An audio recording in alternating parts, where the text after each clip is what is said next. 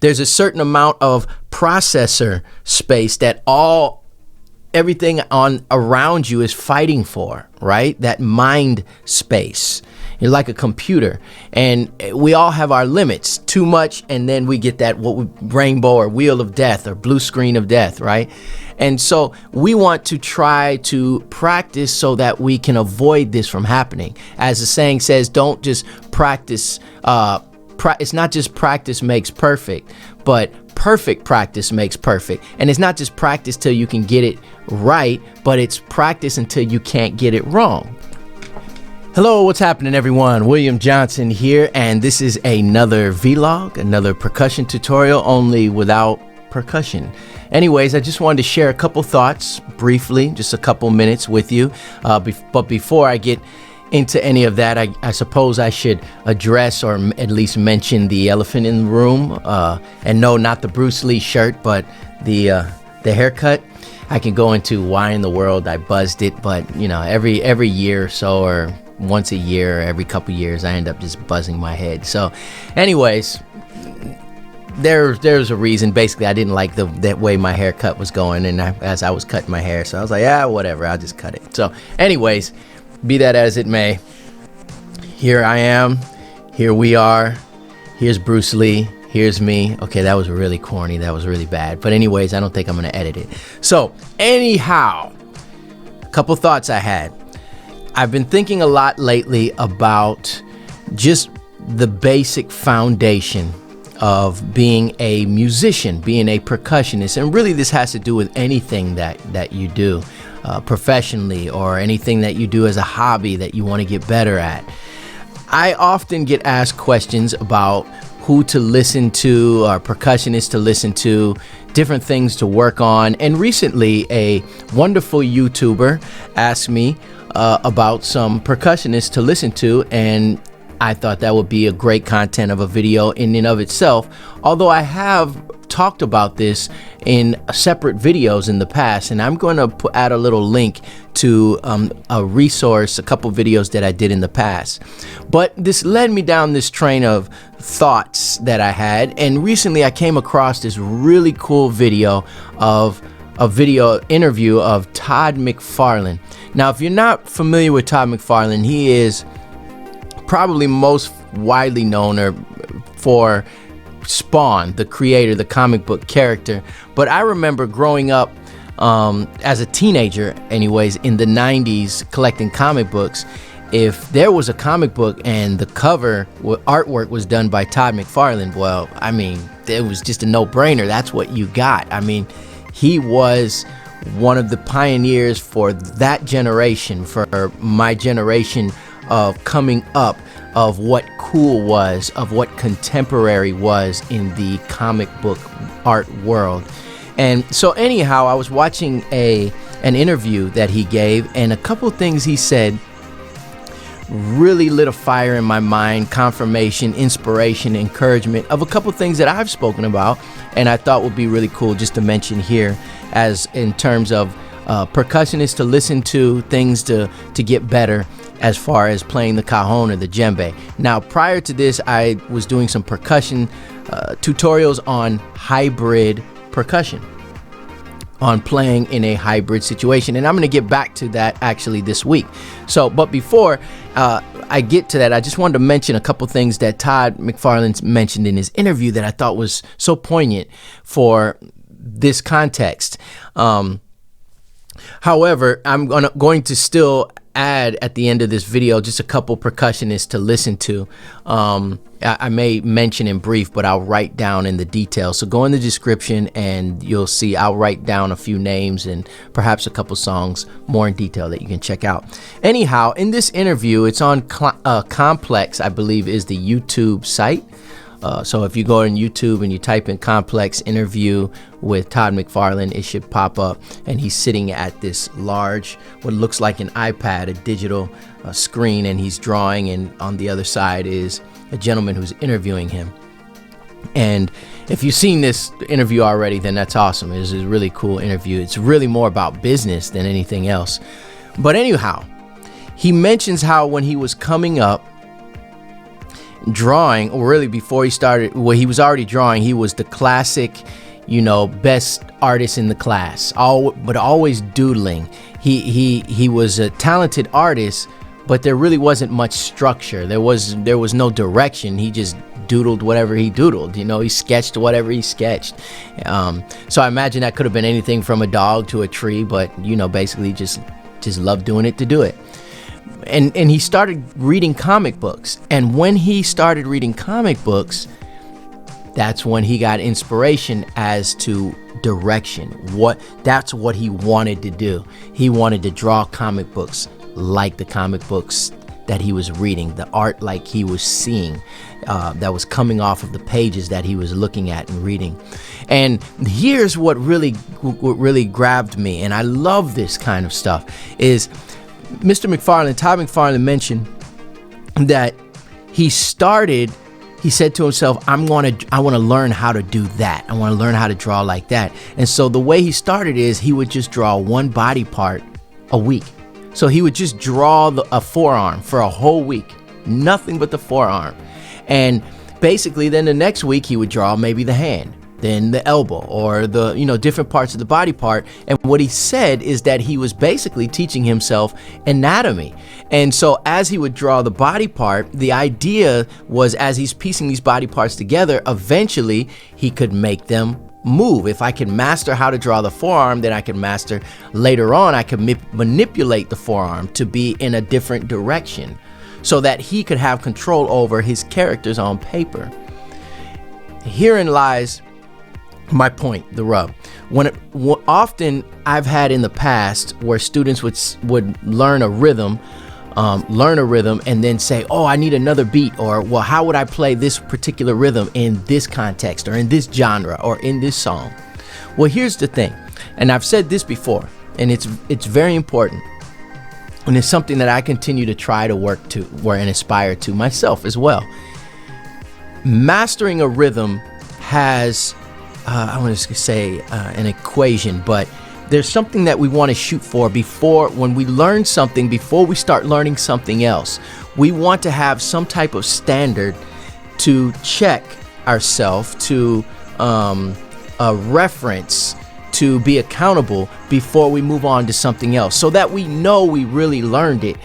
And that standard should be manipulation, not in a lying sense or in a deception sense, but manipulation in the form of being able to control that thing, being able to create variations off of that thing. So if it's a rhythm, and let's say it's a tumbao, my goal has often been to be able to play that rhythm, let's say it's a tumbao, that you could play it and hold a simple conversation while playing the rhythm. So let's say you're playing a rhythm like this, and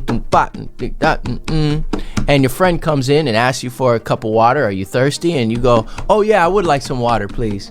Yeah, you can put it in glass. Ice is fine. No, I don't need any ice. That's fine. You see what I did there?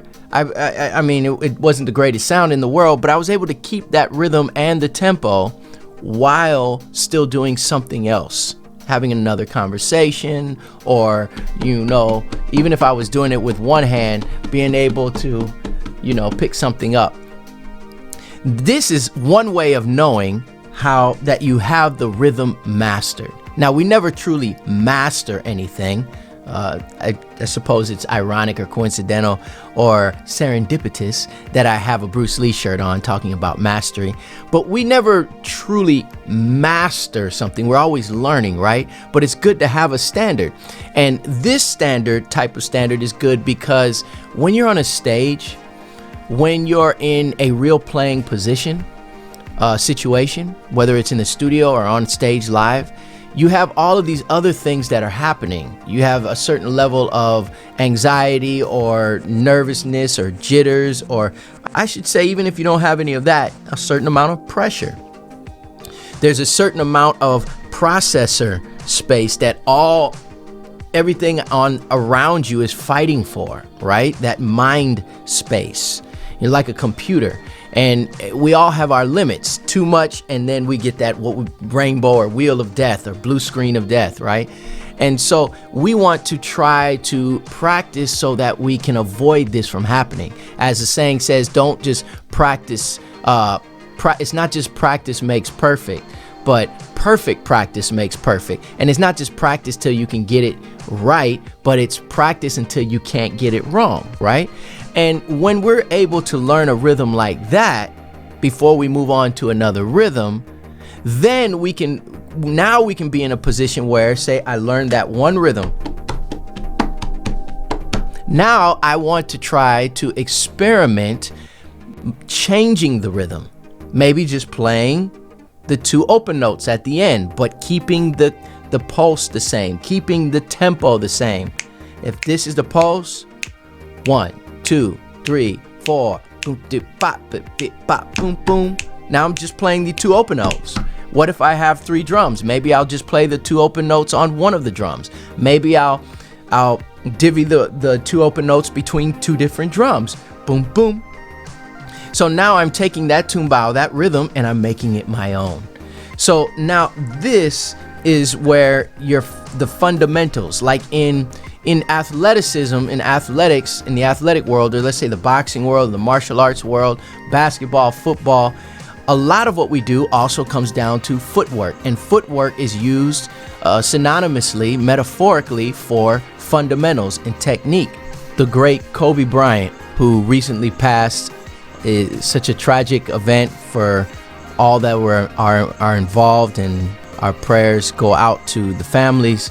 I myself grew up in Los Angeles, and I think we all, if we didn't know him, it's almost like a distant relative, someone that transcended a sport in the way that Kobe Bryant did. And in talking about this mastery, Kobe Bryant used to often talk about footwork, and he would talk about footwork as a metaphor to fundamental technique.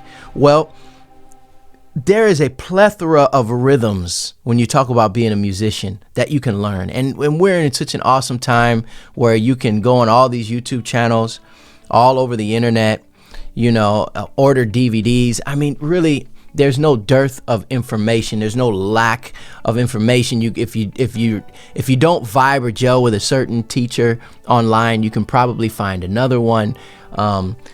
And the difficult thing is now not so much where do you find the information, or how do you find the information, or how do you learn to play what you want to play as far as rhythm is concerned, but where do you even start? There's so many options. So my advice is, and we can talk about this in another episode and go more into it, on how to know or where you should start. That's a whole nother thing that depends on you, and another set of questions should be asked for that. But just picking a rhythm, one rhythm at a time, maybe 2, and 2 rhythms, and learning those 2 and then trying to string them together. But don't even move on to another rhythm until you've got that one down. So what I like to do is, when I'm learning a rhythm, I like to set a date for myself in the future. 2 weeks, 3 weeks, 4 weeks, a month, 2 months. Maybe it's an event. Perhaps it's a concert that's coming up, and I know that this particular rhythm or this particular rudiment or exercise will help me in that concert, in that performance, in that studio session. And if it's a couple months out, that becomes my deadline to learn that rhythm by, and then I give myself goals based on that deadline, and then I push myself accordingly. But I find myself most effective when I just focus on learning that one rhythm. And here's the beauty of it. Let's say you're just learning to master that tumbao. Well, once you've got it down to where you can do that and count 2, 3, 4, 1, 2, and 3, and 4, and 1, and yeah, sure, I would like a coffee with 4 creams and 4 sugars, please. Right? When you can do that, it's like riding a bike. Once you learn how to do it, you have that skill now. You have that vocabulary that you can pull upon to string a bunch of sentences together, a thought together, and have a conversation, to converse with other musicians. Now, I tend to think that, learning rhythms is a little different than riding a bike, in that depending on our muscle memory, we may need to touch up on that rhythm. We can forget it perhaps a little faster than we forget how to ride a bike. Many of us might have learned how to ride a bike. Actually, that's a great analogy, because Many of us that learned how to ride bikes and rode bikes when we were children rode them for several years. We learned. Once we learned, then we went outside and played with our friends. I know I can remember riding a bike at least from the time I was 7, 8 years old till, I rode a bike all the way through consistently my 20s. And now here I'm 40 something years old, but I mean, that's 20 years of riding a bike, right? Many of us, if we didn't ride a bike that long, even 2 years, 3 years, 4 years straight, it may take a minute, but that muscle memory is going to come back. Well, if you're really focusing on one rhythm and you're mastering that rhythm, you have now something in your toolbox that you can call upon. Focus on that one rhythm. Don't be truthful to yourself. Don't allow yourself to believe that you've mastered the rhythm because you can play it for a couple minutes. Give yourself a higher standard of accountability. There are many times where I would play an event where it was just me and I had to do a solo or present some form of music or lead a band. And I found that the times that I would do the most rushing and have a certain amount of angst and anxiety and unease about my performance was when I really just didn't have enough muscle memory. I really didn't spend enough time with the rhythm or the set or, and there's other things as far as being relaxed and learning how to just relax and not worry about the time and all that. But just talking about learning a rhythm one at a time, there are some amazing percussionists out there that you can learn some really cool rhythms. Find a rhythm that you like that works with the genre that you play in. One of the best ways to do that is by researching percussionists that have recorded a lot of music in those genres. People like Luis Conte, Lenny Castro. If you're doing worship music that is more rock and has more of a contemporary pop vibe, well, these gentlemen have played in songs with people like Madonna and Sting and the Police and Toto, you name it. And a lot of that, Bruce Springsteen, U2, the Rolling Stones, a lot of that music is related, at least melodically and rhythmically often, to the music that you hear in Elevation style and Hillsong style. Yeah, it's not always the same, but there's a lot of crossover in that. So, listening to these musicians help. Listening to musicians like Roberto Serrano, who plays with Jesus Adrian Romero. Yeah, it's in Spanish and you may not speak Spanish, but check out some of his later music, his newer music, and you'll hear really rock-influenced pop and ballads that have a lot of really cool percussion, congas and cajon and bells and all that stuff. There's Javier Solis with Israel, who plays with Israel Houghton and goes back with Israel and New Breed. There is Darius Fentress, who's played with people like Joan Roario in the gospel world and Fred Hammond. So there's so many of these percussionists that we can listen to.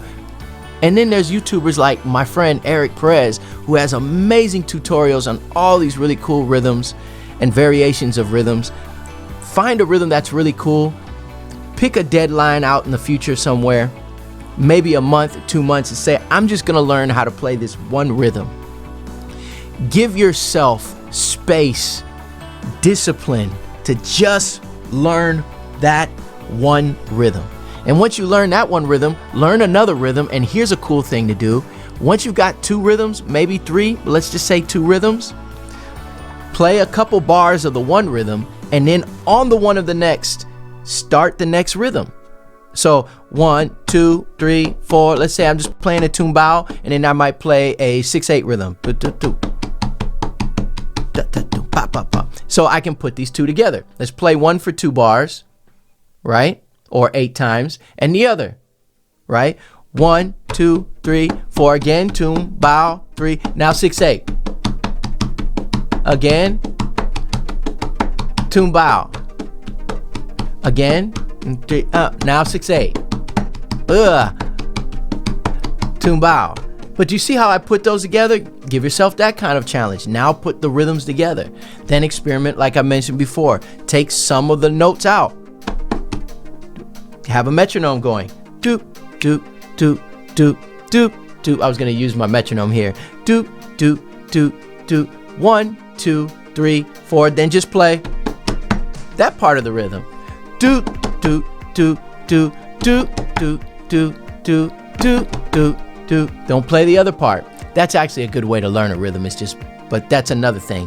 What's a good way to go about learning these rhythms? Perhaps that should be my next vlog, my next percussion tutorial thoughts or sharing. I don't know. You let me know if that makes any sense. Anyhow, if any of these thoughts have helped you out or sparked some inspiration or encouragement, affirmation, comment down below and let me know. I'd love to hear from you. All right. Thanks everyone for watching. If you haven't subscribed, I'd love for you to subscribe and be a part of this YouTube family on my YouTube channel. What was I getting ready to say right there? I don't know. But anyways, God bless you. Heaven smile upon you, and I'll see you soon.